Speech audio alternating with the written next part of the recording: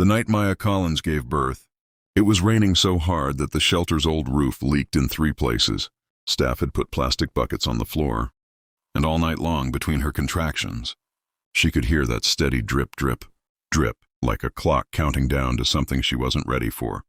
She was 23 years old. She had $42 in her purse, a garbage bag full of clothes, and no one to hold her hand. The shelter nurse, an older woman named Patricia, stayed with her the entire night. Patricia wasn't even supposed to be on shift. She had come back to pick up her forgotten scarf and found Maya alone in the hallway, gripping the wall, breathing through gritted teeth. Patricia stayed for 6 hours without pay, without anyone asking her to, and when the baby finally came just after 4 in the morning, it was Patricia's voice Maya heard first, soft and steady, saying, "He's here. He's beautiful. Look at your boy." Maya looked, and for the first time in 8 months, she stopped feeling like she was drowning. She named him Noah, not because of the rain, though she always smiled when people assumed that. She named him Noah because she needed to believe that even after the flood, something survives, something is saved. The story of how Maya ended up in that shelter is not complicated. It is just painful. His name was Derek. They met in college, dated for 2 years, and when Maya got pregnant at 22, Derek said all the right things. He said he was excited. He said they would figure it out together. He said he loved her. Then, at 6 months pregnant, Maya came home to an empty apartment. Not just Derek gone, everything gone. The furniture, the savings account they had shared, even the small things, the coffee maker, the throw blankets, the photograph from their first trip to the coast that Maya had kept on the nightstand. He left a note. It said, "I'm sorry. I'm not ready for this." Maya's parents had passed, her mother from cancer when Maya was 16, her father from grief 2 years after that. She had no siblings. She had a college degree in graphic design and a job at a small marketing firm, but the apartment lease was in Derek's name. And when she went to the landlord and explained, he gave her 2 weeks. 2 weeks, 6 months pregnant, with nowhere to go. She stayed with a coworker for a month, then another coworker's couch for 3 weeks, then a friend who suddenly had a boyfriend moving in. Each door closed with apologies that were genuine but changed nothing. By the time she walked into the river's edge, women's shelter in Cincinnati on a Tuesday afternoon in November, her feet were swollen. Her pride was broken, and she had not slept a full night in 6 weeks. The woman at the front desk did not look at her with pity. She looked at her like she was expected, like she was just another woman who had arrived after the storm. She handed Maya a room key and a clean towel and said, "Dinner is at 6. You don't have to talk to anyone tonight if you don't want to." Maya cried in the shower for 20 minutes. Then she dried off, went to dinner, and ate everything on her plate. That was her first act of survival. There would be thousands more. In the months after Noah was born, Maya built a life the way someone builds a wall when they have no bricks, slowly, creatively, using whatever is available. Patricia, the nurse who had stayed with her that night, became something close to a grandmother figure. She connected Maya with a nonprofit that helped single mothers with childcare costs. The shelter helped Maya find transitional housing, a small apartment in a building, run by a church organization. Subsidized rent, nothing pretty but hers, with a lock on the door that only she had the key to. She went back to work 8 weeks after Noah was born.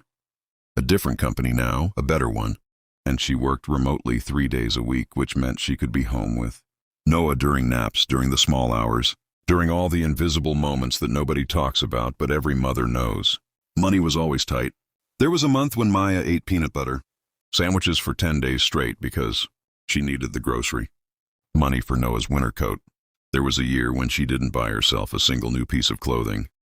There were nights when Noah had a fever and she sat beside his crib, pressing a cool cloth to his forehead and bargaining with a God she wasn't sure she still believed in. Just let him be okay. Take anything from me, but let him be okay. He was always okay, more than okay. From the time Noah was small, there was something about him.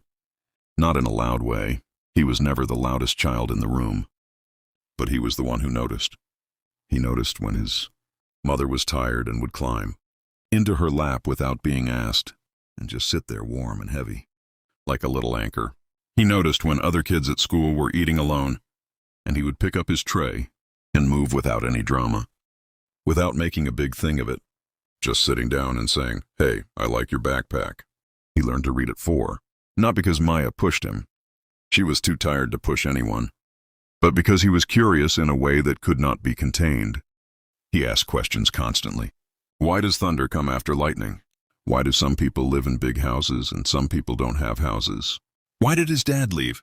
That last one was the hardest. Maya answered it carefully and honestly, the way she answered everything. She said, "He wasn't ready to be a father." That had nothing to do with you. Some people make choices they later regret. You are not a mistake. You are the best thing that has ever happened to me. And I need you to know that down to your bones. Noah was 7 when she told him that. He thought about it for a long moment. Then he said, "Okay," and went back to his book. She didn't know if it was enough. She would never fully know, but she said it as many times as she needed to, and she meant it every single time. When Noah was 9, he entered the Cincinnati Youth Invitational Science Competition. The theme that year was community solutions. Young students were asked to identify a real problem in their city and propose a practical, creative solution.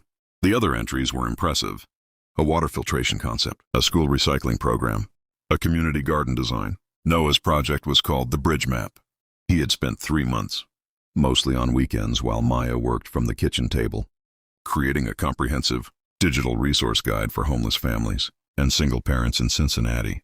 Not a pamphlet, not a poster, an actual functioning prototype of a website where someone in crisis could enter their zip code and immediately find nearby shelters, food banks, free medical clinics, legal aid offices, job training programs, childcare subsidies, and transitional housing, all organized, all verified, all explained in plain language with no complicated forms required.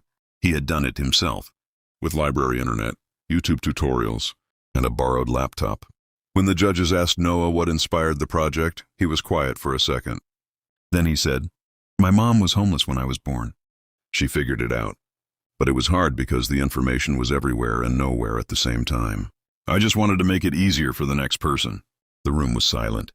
Then one of the judges, a woman named Dr. Elaine Foster, who was the director of a major Cincinnati nonprofit, leaned forward and asked, "Have you actually tested this? Is it functional?" Noah said, "Yes, ma'am. I had 4 shelter counselors review it last month. They said it would have helped them." He reached into his folder and pulled out the printed feedback forms, organized by date, paperclipped neatly. He won the competition by unanimous decision. Maya was sitting in the 3rd row when they called his name. She had worn the blouse she saved for job interviews, and she had done her hair, and she was holding her purse in her lap so tightly that her knuckles were pale. When Noah walked up to that stage, 9 years old, serious-faced, a little too big for his blazer because she had bought it to last, she pressed her fist to her mouth and breathed. She thought about the shelter, the leaking roof, the plastic buckets, Patricia's voice in the dark saying, "He's here, he's beautiful." She thought about the peanut butter sandwiches, the borrowed couches, the note Derek left on the empty kitchen counter. She thought about every night she had sat in the dark after Noah was asleep and asked herself if she was enough, if she was doing it right, if the weight of it all was going to crush them both before they got to something better. And here was her answer, standing on a stage in a blazer that was slightly too big, holding a first-place ribbon, already looking out at the audience not with pride, but with focus, like he was already thinking about what came next. He found her in the crowd immediately. He always found her. He smiled, not a big showy smile, just a small real one, just for her. She smiled back, and the tears she had been holding came down, not violently, not in the way grief comes, but quietly, the way relief does, the way it feels when something you have been carrying for a very long time is finally, gently set down. Dr. Elaine Foster approached Maya after the ceremony. She said her organization had a youth innovation fellowship for exceptional students, fully funded starting at age 10, building toward real-world implementation of their projects. She said Noah's Bridge map concept was exactly the kind of thing they had been looking for. She said with the right support, it could be built into a real platform serving multiple cities within 5 years. Maya listened. She did not cry. She asked 3 specific questions about the program's structure, the time commitment, and whether Noah would have a say in how his project was developed. Dr. Foster looked at her for a moment with something like recognition. Then she said, "You raised him, didn't you?" "Just you," Maya said. "Yes." Dr. Foster said, "It shows. Not the hard parts, the good parts." 2 years later, when Noah was 11, the Bridge Map launched officially as a nonprofit platform in Cincinnati. Within 6 months, it had connected over 400 families to resources they hadn't known how to find. Patricia, now retired, cried when Maya told her. They were sitting at Patricia's kitchen table drinking coffee, and when Maya showed her the website on her phone, Patricia traced the screen with one finger like she was touching something sacred. Maya never forgave Derek. She did not need to. Forgiveness was not the point.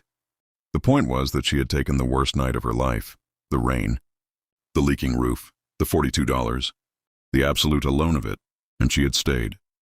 She had stayed inside that night and built something from it. Day by day, sandwich by sandwich, answered question by answered question, and Noah had watched her do it. That was the thing she finally understood.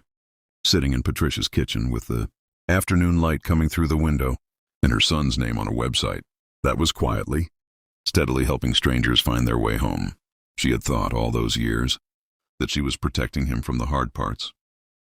The worry, the struggle, the way she cried sometimes in the shower so he wouldn't hear. But children do not learn resilience from being shielded from difficulty. They learn it from watching someone they love refuse to quit. He had been watching her refuse to quit for 9 years. And then, quietly, without making it a big thing, he had simply started doing the same.